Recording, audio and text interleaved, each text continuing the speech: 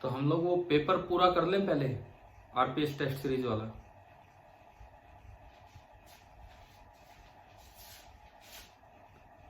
बताओ।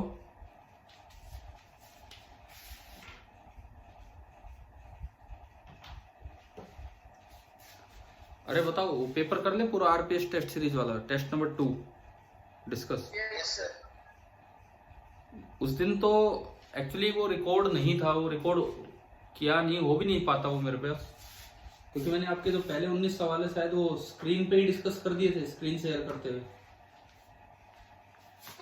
ठीक है, लेकिन मैं आज थोड़ा बोर्ड का यूज करूंगा, उसमें इतना ज्यादा यूज नहीं हो पा रहा कोई चीज बताने, और अगले सवाल कुछ ठीक ठाक हैं।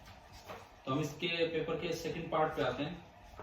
क्वेश्चन नंबर 19 तक भी अगर किसी बच्चे को, देखो ये कौन सा पेपर है, जो आपका स्कूल का जो टेस्ट नंबर 2 हुआ था वो है। अगर 19 तक भी किसी बच्चे को दिक्कत है तो अभी दोबारा पूछ सकता है। कोई बच्चा उस दिन ना हो या कोई प्रॉब्लम हो किसी को, तो 1 से 19 में बताओ है क्या कोई ऐसा? सिक्स्थ क्वेश्चन में है। सिक्स्थ, देखिए सिक्स्थ क्वेश्चन ये कहता है कि ये एक सेल है, मेटालिक मतलब कंडक्टर है, और ये एक बड़ा सेल है इस तरह का, ये भी पॉजिटिव है, ये भी पॉजिटिव है, ये मान लो, क्योंकि या फिर दोनों नेगेटिव है तो दोनों हम पॉजिटिव मान लेते हैं। अगर Q पॉजिटिव है तो 4Q को भी पॉजिटिव होना पड़ेगा। अच्छा, ये कहता है कि इसका रेडियस है A और इसका रेडियस है B, और अब इसने पूछा है कि भाई ग्राफ बनाओ इलेक्ट्रिक फील्ड का edge one moves from P to X, this is the point P and this is the point X। तो मुझे इसके नीचे ना ये E का ग्राफ बनाना है, E का ये ग्राफ बनाना होगा, और ये बनाना है यहां से लेके और यहां तक, इस तरह का बनाना होगा। देखो सबसे पहली बात, बाहर अगर कहीं फील्ड निकालना हो, सपोज मुझे यहां कहीं फील्ड निकालना है, तो मैं सारा चार्ज इनका समेट के कहां रख सकता हूं? इनके सेंटर पे। अंदर का फील्ड तो हम पहले ही लिख लें, एक मेटालिक सेल के अंदर ड्यू टू इलेक्ट्रोस्टैटिक शील्डिंग, अगर अंदर कोई चार्ज नहीं है तो फील्ड कितना होगा? 0।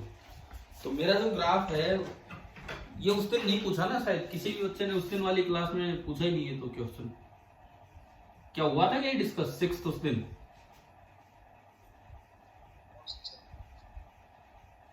चलिए, ये जो ग्राफ है ये बीच में तो आना है 0। ऐसे आपको 3 ग्राफ दिख रहे हैं आपके पेपर में, बी, सी और डी। अगर आपको ध्यान हो, क्या पेपर आप देख पा रहे हो अभी या नहीं? Yes sir. तो बी, सी और डी 3 ग्राफ ऐसे हैं जिनमें बीच में 0 हो रहा है। चलिए कोई नहीं, अब आगे छांटते हैं। इसके बाद सबसे पहली बात, बाहर के लिए आप सारा चार्ज समेट के इसके सेंटर पे रख सकते हो। ये Q यहां और 4Q यहां, तो दोनों एक जैसे चार्ज है, तो नल पॉइंट कहां होगा? बीच में होगा कि साइड में होगा? बीच में होगा कि बाहर होगा? बीच में कहीं होगा। बीच में भी बिल्कुल बीच में होगा या छोटे के पास होगा? किधर होना चाहिए बताओ? एक Q चार्ज यहां रख दिया, एक 4Q यहां, इस पार्ट के लिए किधर होगा इलेक्ट्रिक फील्ड? 0। बिल्कुल बीच में होगा या छोटे की तरफ होगा? याद है नहीं? तो याद है हमें, स्मॉल के पास आप देखोगे तो E0 मिलने के चांसेस हैं। स्मॉल के पास आप कहीं देखोगे, कहीं भी मतलब इस साइड में, तो हो सकता है कि यहां कहीं मेरा E0 हो जाए। एक तो यहां 0, एक यहां 0 और एक यहां पे 0 हो जाए। अच्छा, इधर की मैं बात करूं तो इसके कारण भी फील्ड इधर होगा और इस 4Q के कारण भी फील्ड इधर होगा, तो दोनों जुड़ेंगे, 0 नहीं हो पाएगा। और इधर की मैं बात करूं तो इसके कारण भी इधर होगा और दूसरे के कारण भी इधर होगा। चलो, ये इतनी बात तो समझ आ गई आपको, क्या है क्या नहीं? ठीक है, अब सुनिए इसके बाद सुनो, आप किसी एक डायरेक्शन को पॉजिटिव मान लो, किसी भी एक डायरेक्शन को पॉजिटिव मान लो। मैंने आगे वाली डायरेक्शन पॉजिटिव मानी, तो इसके आगे जो ग्राफ जाएगा यहां बिल्कुल होगा k इंटू 4q/v²। तो ये ग्राफ स्टार्ट होगा, यहां से k इंटू 4q/v² से, साथ में प्लस इसका भी फील्ड होगा। इससे कितनी दूर है, ये जो भी दूरी होगी, let this distance be c, तो ये होगा k इंटू q/c²। इतने से ये ग्राफ स्टार्ट होगा। दिख रहा है अब मैंने क्या दिखाया ये? Yes, sir. ठीक है। लेकिन जैसे जैसे दूर जाओगे दोनों से डिस्टेंस बढ़ रही है तो ये फील्ड कम होगा। पॉजिटिव है, उधर ही है, लेकिन ये फील्ड कम होगा। और आपको लेकिन ग्राफ केवल कहां तक बनाना है? इन्फिनिटी तक नहीं बनाना है। केवल कहां तक बनाना है आपको ग्राफ? x तक। इन्फिनिटी तक जाते तो ये घटते घटते घटते घटते और कहां तक जाना था? 0 तक। समझ आ रहा है? लेकिन हमें अपना ग्राफ बस यहीं तक चाहिए, एक पॉइंट होना चाहिए कि यहां तक ये ग्राफ कैसे। बताओ ये पार्ट आया समझ में? ये आगे वाला ग्राफ कैसा बनाया है? ठीक है। अब आप आओ इधर वाला ग्राफ, ये नेगेटिव बनेगा पॉजिटिव बनेगा? डायरेक्शन अपोजिट है कि सेम है? Opposite. अपोजिट है। यहाँ चार्ज थोड़ा कम है तो यहाँ फील्ड थोड़ा कम होगा, तो इस साइड जो ग्राफ होगा यहां से शुरू होगा और ये बिल्कुल कोई एक वैल्यू होगी नेगेटिव में, वहां से शुरू होगा और इसकी तरह ही आएगा और इन्फिनिटी पे आते आते आते आते 0 हो जाना है। लेकिन हमें केवल P पॉइंट तक बनाना था। लेट P पॉइंट यहाँ है, तो हमें केवल P पॉइंट तक आना था। ये यूं आएगा। ठीक है। अब बचा बीच का पार्ट। यहां बीच में ग्राफ कितना है? बीच में 0। यहां भी बीच में कितना है? 0। एक ये हिस्सा रह गया, ये हिस्सा रह गया। अब देखो यहां देखोगे, यहां तो इसका असर ज्यादा होगा तो फील्ड आगे मिलेगा, और यहां देखोगे तो इसका असर ज्यादा होगा तो फील्ड पीछे मिलेगा, और बीच में फील्ड 0 हो रहा है। तो बिल्कुल इसके पास तो फील्ड पॉजिटिव से स्टार्ट होगा, 0 होगा और ये नेगेटिव में जाएगा। एक बार बताओ E का कोई ऐसा ग्राफ है क्या?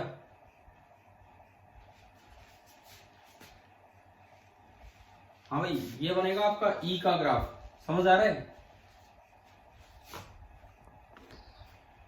अब एक चीज देखो, आपके A, B और C तीन में से कोई ऐसा ग्राफ दे रखा है? कौन सा क्वेश्चन है? 6th है, 6th, अगर आप देख पा रहे हो तो।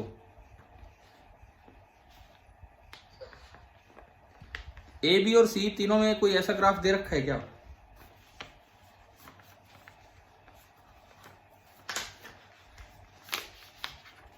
मैं दिखाऊं आपको, अगर आप देख पाए तो बताओ। ये दिख रहे हैं अब आपको ऑप्शंस? हाँ जी, ऑप्शन दिख रहे हैं क्या अभी? तो A, B और C तीनों में E दे रखा है। क्या कोई ऐसा ग्राफ है? ऐसा एक भी ग्राफ है जो नीचे आ रहा है? बताओ, देख के ही बता दो इसमें अगर नजर आ रहा है तो। अरे बोलो भाई बोलो। एक भी ग्राफ नहीं है ना A, B और C में ऐसा? लेकिन आंसर B है। B पे स्टार मार्क लगा रखा है, दिख रहा है आपको? तो इसका मतलब क्या है? तीन में से अगर जैसे एक भी ग्राफ नहीं है, पोटेंशियल वाला भी गलत होगा, तो आपको ये ले लेना है कि ये E का मतलब मोड E ले रहा है। E का मतलब, अब ये खुद वहां सोचना होगा कि ये मॉडुलस ऑफ E की बात कर रहा है। मोड E का मतलब है कि जो ग्राफ नीचे बनाए हैं, जो भी ग्राफ आपने नीचे बनाया है वो किधर बना देना है? ऊपर बना देना है। समझ गए हो? जो भी ग्राफ नीचे बनाया है वो ऊपर बना देना है। देखो ये P से हम शुरू कर रहे हैं। P पॉइंट हमारा x बराबर 0 पॉइंट था, यहां से E शुरू कर रहे हैं ये। अब देखो इसको अगर मैं ऊपर करूंगा। हाँ जी हाँ जी, हाँ हाँ बोलिए। सर वो ग्रुप पे के शर्मा का मैसेज आया कि 20, 21, 24, 25 क्वेश्चन समझा दो और रिकॉर्डिंग शेयर कर देना। हाँ ठीक है, मैं आज कर रहा हूँ रिकॉर्डिंग। और ये इसके बाद शायद 6 के बाद हम अगले सवालों पे ही चलेंगे, जो 20 और 21, 22 जो भी थे ना वो। ठीक है, उस दिन तो रिकॉर्ड नहीं हो पाया, लेकिन अभी देखो ये जो क्वेश्चन चल रहा है, आप कौन बोल रहे थे, क्या नाम आपका?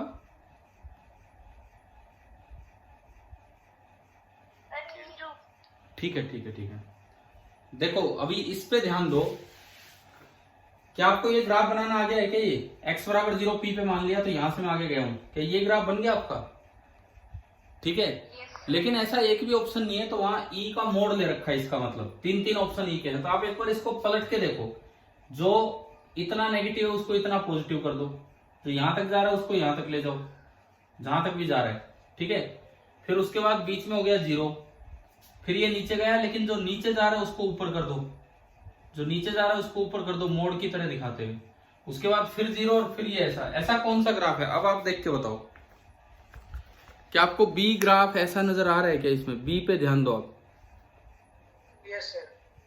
ठीक है, तो हो जाएगा, बाकी भी ऐसे रिजेक्ट हो जाएंगे, हो जाएगा ना, समझ आ गए?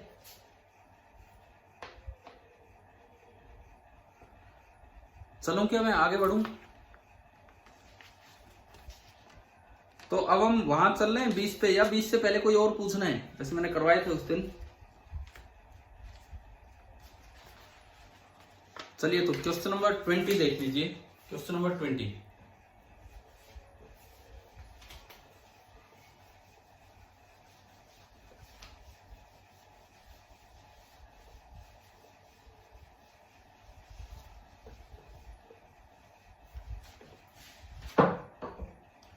Figure below shows a closed Gaussian surface in the shape of a cube of edge length 3 metre.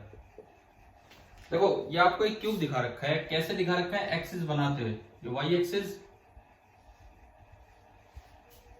ये है ऊपर जेड एक्सिस, और बाहर की तरफ है एक्स एक्सिस, पीछे की तरफ -x, इस तरह का है। लेकिन अगर आप क्यूब पे ध्यान दें, तो क्यूब मैं बना देता हूं यहां ढंग से। क्यूब कुछ इस टाइप का है, पीछे पीछे पीछे, बस एक फेस इसका ये है, एक फेस इसका ये जा रहा है,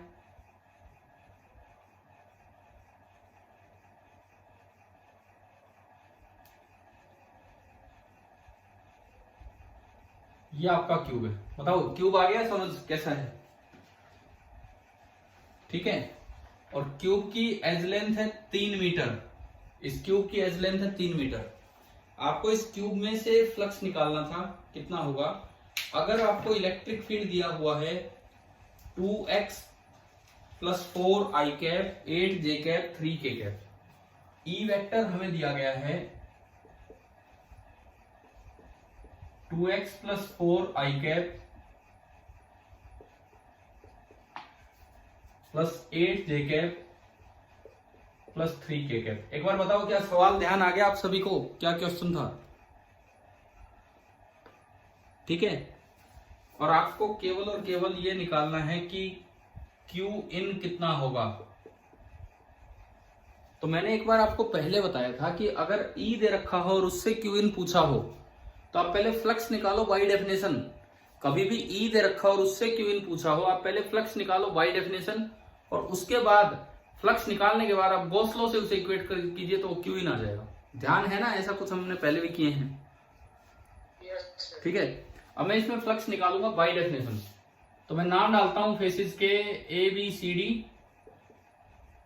नीचे वाला PQRS, और ये सारे बन गया। अब एक चीज समझो आप कि इसमें से फ्लक्स कैसे कैसे कितना कितना होगा। सबसे पहले कितने फेस हैं इस क्यूब के? कितने फेस हैं बताओ? 6 हैं। मान लो मैं बात करूं flux through the face ABCD, सबसे पहले मैं ये निकालता हूं। तो ABCD का एरिया बताओ। अब ABCD का एरिया कितना है? 3 × 3 9। डायरेक्शन क्या है ABCD? 9 × k cap, outward normal लेना होता है। क्या समझ आ रहा है? समझ आ रहा है ना ये? तो ये आपका हुआ 9k कैप। बताओ एरिया में कोई डाउट इसमें ABCD में? तो जब आप उसका E डॉट S करेंगे, जब आप ABCD फेस में E डॉट S करेंगे, कितना आ रहा है बताओ? ई डॉट एक्स करके बताओ एबीसीडी से कितना फ्लक्स बन रहा है। बिकॉज कि सुनो, मैं एक और चीज आपको बता दूं, अब ई डॉट एक्स तो तब लगता है जब 2D सरफेस हो लेकिन फील्ड कैसा हो, यूनिफॉर्म हो, बताया था ये। लेकिन ये तो फील्ड यूनिफॉर्म ही नहीं है, ये तो फील्ड यूनिफॉर्म ही नहीं है। इसमें तो एक्स, जैसे जैसे आप पीछे जाओगे एबीसीडी फेस में, आप जैसे जैसे पीछे जाओगे एक्स चेंज हो रहा है कि नहीं हो रहा है बताओ। एबीसीडी फेस में जैसे जैसे आप पीछे जाओगे एक्स चेंज हो रहा है कि नहीं हो रहा है। अरे यस और नो कुछ जवाब दो। हो रहा है ना। प्रोडक्ट में तो फिर ऐसा होता है ना कि कैसे के मल्टीप्लाई होता है जैसे हाँ हाँ,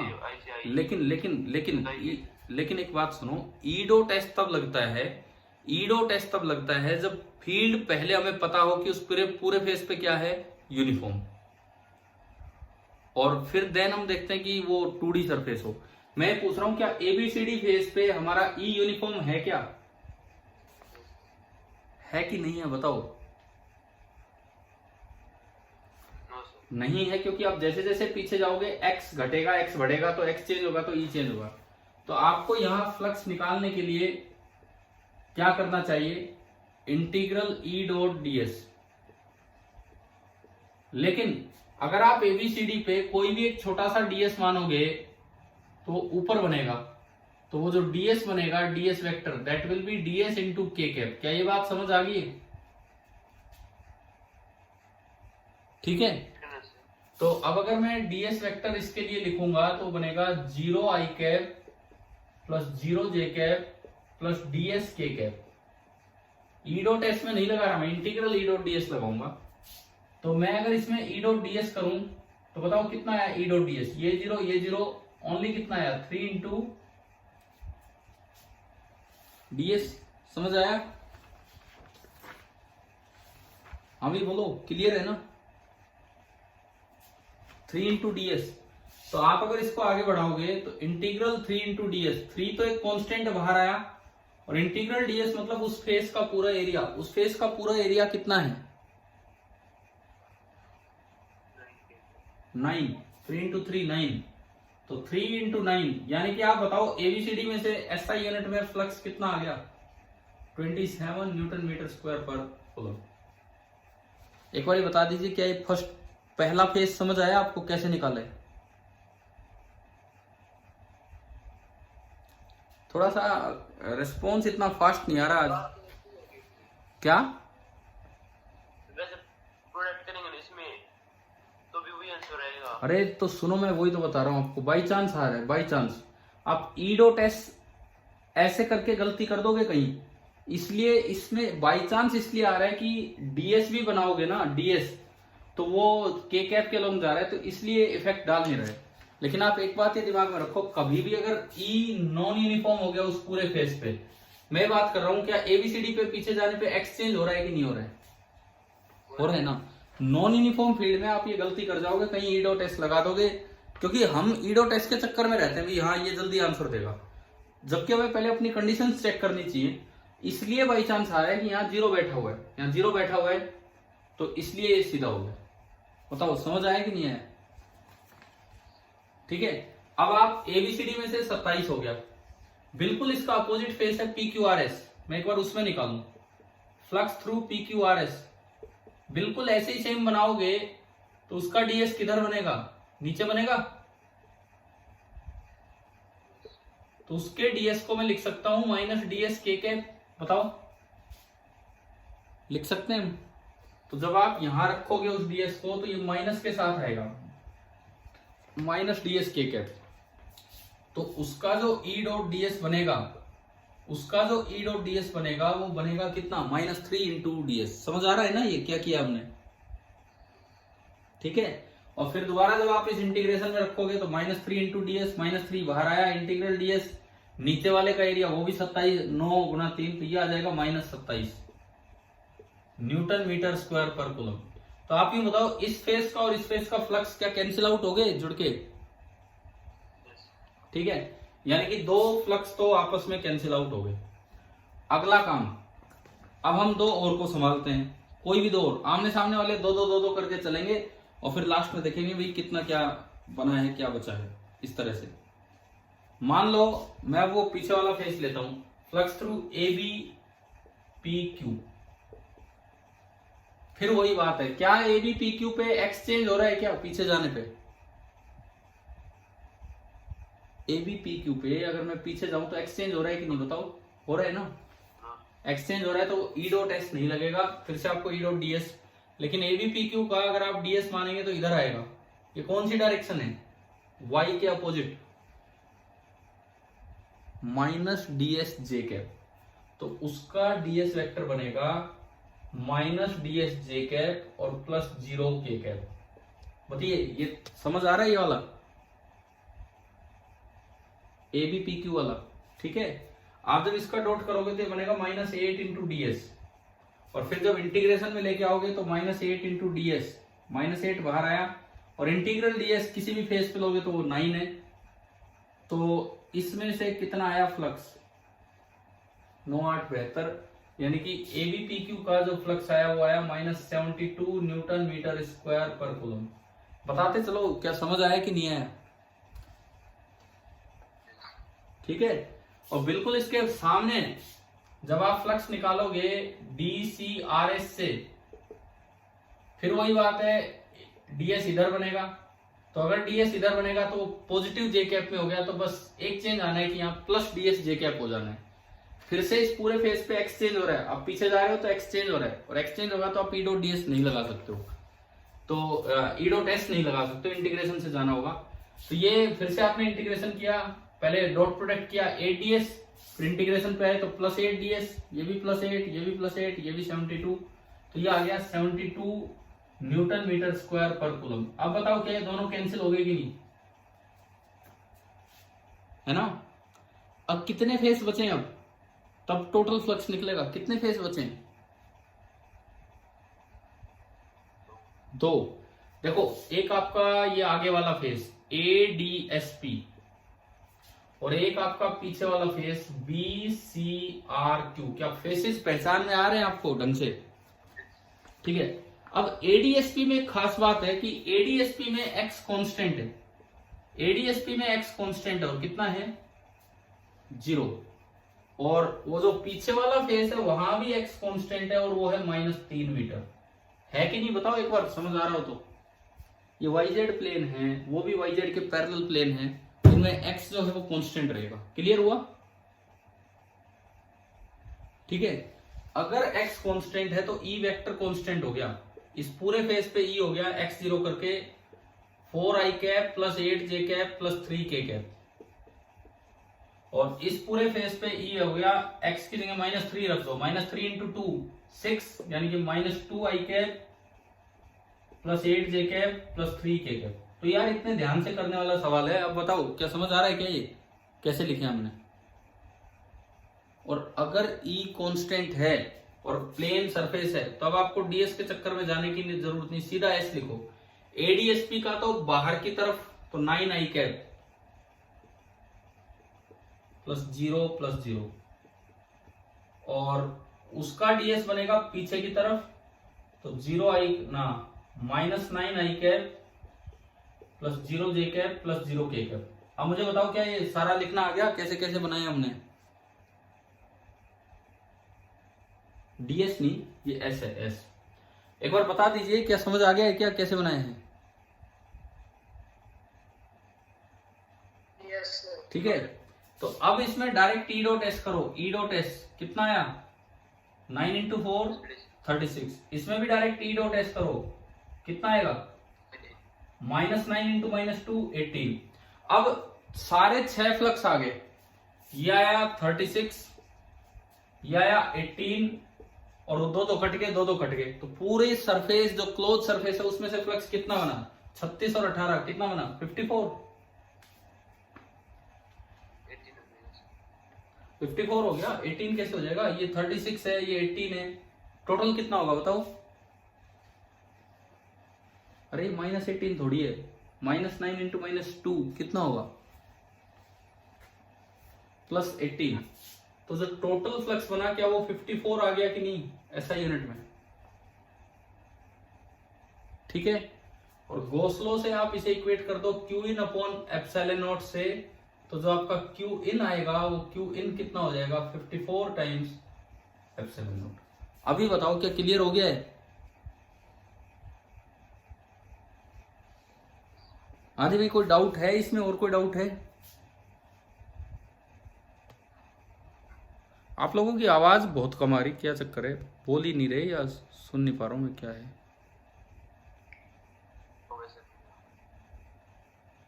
ठीक है, चले आगे। क्वेश्चन नंबर 21, 21 करते हैं हम शुरुआत।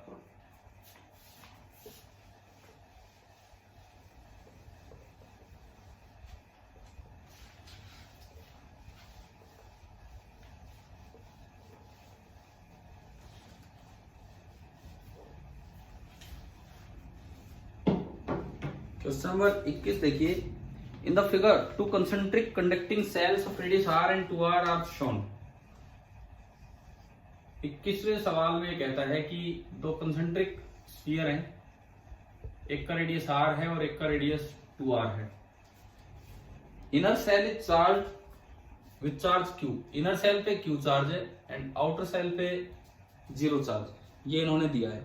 ठीक है, the amount of energy dissipated when the shells are connected by a conducting wire. देखो, कभी भी अगर अमाउंट ऑफ एनर्जी डिसिपेटेड पूछी जाए तो उसका मतलब होता है इनिशियल एनर्जी निकालो, फाइनल एनर्जी निकालो और उन दोनों का डिफरेंस कर लो। इनिशियल ज्यादा होगी, फाइनल कम होगी, तभी तो कुछ एनर्जी कम हुई होगी हमारी। ये क्या कहना चाह रहा है कि बिफोर ज्वाइनिंग ऐसा है। तो आपने क्या एक टॉपिक पढ़ा था, सेल्फ पोटेंशियल एनर्जी, सेल का, सेल की सेल्फ पोटेंशियल एनर्जी का फॉर्मूला आपको याद होगा, एक दो दिन लगाए थे उसमें हमने, क्या निकल के आया था? KQ² upon 2R। बताओ याद है? हाँ भाई, ध्यान आ रहा है ये फॉर्मूला? अरे कहाँ गए आप सब? क्या ये फॉर्मूला याद है कि नहीं? ये करवा रखा है आपको ये फॉर्मूला, फिर सॉलिड का भी करवाया था, इसका भी करवाया था। KQ² upon 2R। बाहर वाले पे तो है ही नहीं एनर्जी, तो केवल अभी इनिशियल एनर्जी है KQ²/2R बस। अच्छा, जब आप आफ्टर कनेक्शन करेंगे, जब आप इसको कनेक्ट कर देंगे तो हम पढ़ चुके हैं कि सारा चार्ज कहां चला जाता है? बाहर चला जाएगा, तो इस पे Q हो जाएगा और इस पे कितना? 0। और बाहर वाले का जो रेडियस है दैट इज 2R। अब बताओ U फाइनल कितना? K इंटू चार्ज का square upon 2 times the radius, और रेडियस है 2R, तो यानी कि कितना हो गया? KQ² upon 4R। तो समझ आ गया? Yes, sir. तो अब loss in energy, that is the energy dissipated. Loss in energy हुआ KQ²/2R माइनस KQ²/4R। तो ये कितना बचेगा? आ जाएगा अब आपका आंसर, देख लो आप। ठीक है, ये इसमें ऑप्शन दे रखा है, ए KQ² अपॉन 4R, ये आपका है। तो सेल्फ पोटेंशियल एनर्जी का कैसे यूज हो रखा है इस सवाल में, क्लियर हो गया? कोई डाउट है इसमें? अभी बताओ। ठीक है, चलो ये बताओ फिर ये एनर्जी लॉस कैसे होगी, कहां गई ये एनर्जी अगर ऐसे ही लॉस होने लगी? तो मैं बता देता हूं आपको। जब वायर में से जब ये चार्ज फ्लो करता है तो वायर में क्या जनरेट हो जाती है? हीट। कुछ पार्ट तो हीट के रूप में नष्ट होता है, और कुछ जब चार्ज में एक्सेलरेशन आती है तो उसमें से, कभी चैप्टर की शुरुआत में बताया था, चार्ज और मास के डिफरेंस में EM वेव जनरेट करता हुआ चलता है वो। तो यहां से जब चार्ज चलेगा तो उसमें एक्सेलरेशन आएगी, तो कुछ तो EM वेव जनरेट हो जाती है और कुछ हीट के रूप में नष्ट हो जाता है, तो इतना लॉस हो जाता है। चले भाई, 21 हो गया। ठीक है, 22वां एक बहुत ही सीधा सा आसान सा सवाल है, लेकिन मैं अब तो करवा ही देता हूं सारे। 22, 23, 24, 25 4 बचे हैं। हाँ बोलो, क्या कहना चाह रहे हो? क्या? 10 मिनट्स आर लेफ्ट। हाँ 10 मिनट्स हैं, लेकिन जल्दी जल्दी हो जाएंगे। देखिए 22वां सवाल, satellite is in a circular orbit very close to the surface of earth. Very close to the surface of earth का मतलब है कि स्मॉल r बराबर कैपिटल R है और जो ऑर्बिटल स्पीड होती है वो √gm/r होती है, तो ये होगी √gm/R, ये है। अब ये कहता है कि इसकी वेलोसिटी ईटा टाइम्स बढ़ानी है और ताकि ये इलिप्टिकल ऑर्बिट में चलता रहे। मैक्सिमम वैल्यू ईटा की क्या दे सकते हैं? तो यार आपको पता है, मैंने एक दिन उस दिन वाले डिस्कशन में भी बताया था, ये करवाया था उस दिन जब वो स्क्रीन पे डिस्कशन हो रहा था हमारा, कि अगर आप √2 टाइम्स v ऑर्बिटल दे दें तो ये पैराबोलिक पाथ को फॉलो करते हुए स्किप कर जाता है। बताया था कि नहीं? बताओ। इससे कम देंगे तो ये इलिप्टिकल पाथ में रहेगा। तो इन्होंने बोला है कि ज्यादा से ज्यादा वेलोसिटी कितने टाइम्स करें, ज्यादा से ज्यादा वेलोसिटी कितने टाइम्स करें कि भाई ये इलिप्टिकल में रहे। तो इससे जरा सी भी कम रही तो इलिप्टिकल में रहेगा। तो मैक्सिमम वैल्यू ऑफ ईटा कितनी हो सकती है? आ गया ना समझ? अगर आपने √2 टाइम्स वेलोसिटी कर दी तो ये स्किप कर जाएगा, उससे कम वेलोसिटी रखी तो अपने इलिप्स में घूमता रहेगा। क्लियर हो गया सभी को? 22वां, ठीक है। 23वां देखते हैं, 23rd। क्या मतलब कोई टेक्निकल फॉल्ट है क्या? आवाज में सुन नहीं पा रहा हूं या रात को अपने आप ही स्लो हो जाती है आपकी आवाज? दिन की क्लास क्या? अच्छा, हो सकता है दिन में तो जब क्लास होती है उसमें तो काफी कुछ आवाज आती रहती है। अब तो यस नो ही सुनने में बहुत दिक्कत है। 23वां सवाल देखिए, 23rd। A sphere of radius r contains a total charge plus q which is uniformly distributed throughout its volume। ये भी बड़ा आसान सवाल है यार, बहुत ही आसान। एक पूरे वॉल्यूम में q चार्ज भरा हुआ है इस तरह से, x बराबर 0 ये है और r इसका रेडियस है, और बिल्कुल इसके ऊपर यहां एक पॉइंट p दिया है, और ये एक पॉइंट है x बराबर 2r, यहां एक चार्ज q रखा है। ये कहता है कि P पे नेट फील्ड 0 होना है। ये कितना आसान सवाल है, सुनो। ये P पॉइंट इस सॉलिड स्फीयर के लिए बाहर है ना, सरफेस पे है। सरफेस पे है तो मैं सारा चार्ज समेट के कहां रख सकता हूं? इसके सेंटर पे।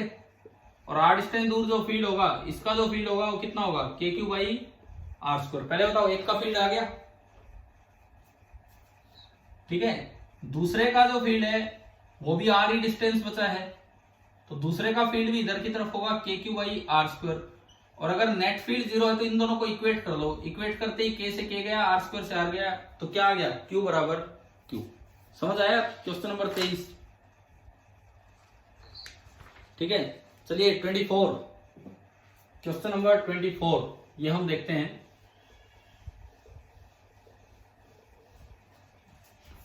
ये एक अच्छा सवाल है, देखिए। A conducting disk of radius r rotates about its axis with an angular velocity omega। ये एक डिस्क है, ये अपने एक्सिस के अबाउट घूम रही है विद एंगुलर वेलोसिटी ओमेगा, ये दिया गया है।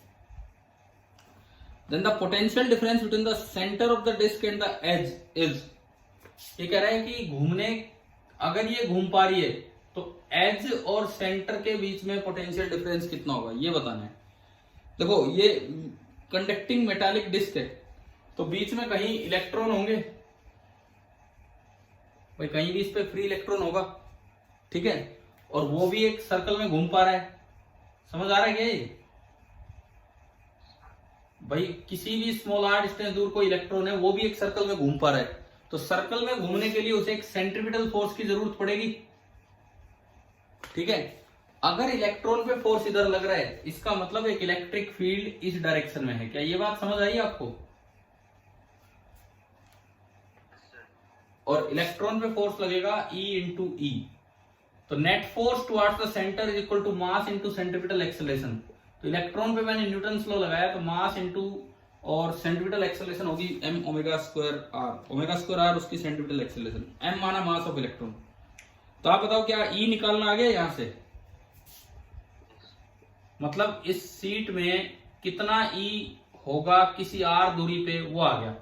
और यार अगर E आ गया तो पोटेंशियल डिफरेंस, मुझे लगता है आज मैंने दिन वाले लेक्चर में आपको सिलेंड्रिकल कैपेसिटर पढ़ाया था लास्ट में, याद करो।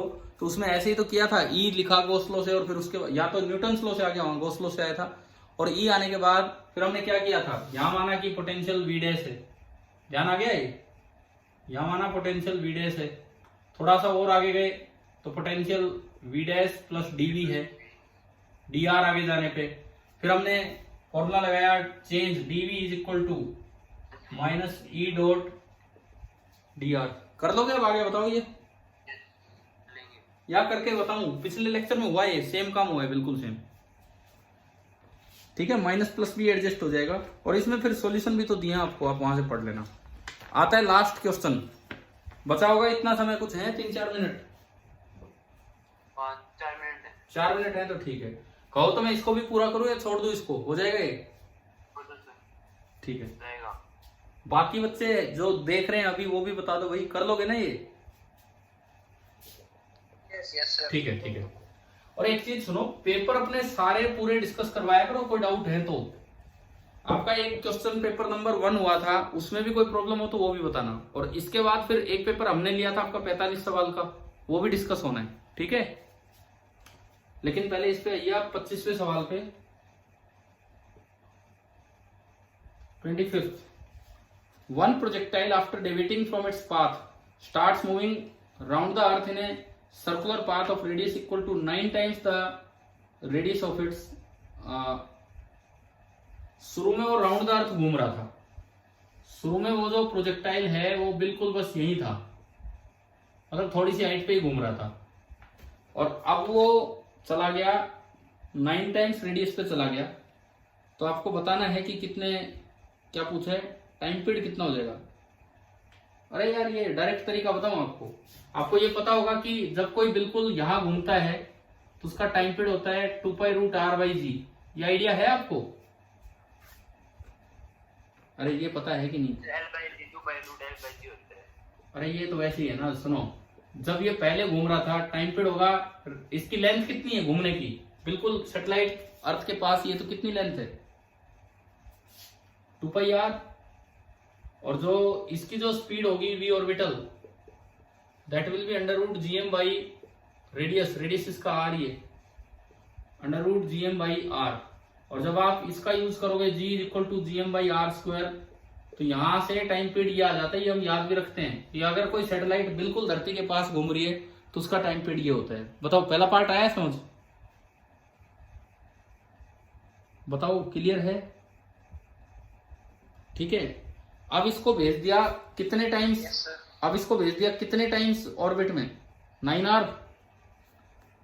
अब क्या किया, अब इसको ऑर्बिट का रेडियस कर दिया 9r, इतने बड़े ऑर्बिट में घुमा दिया।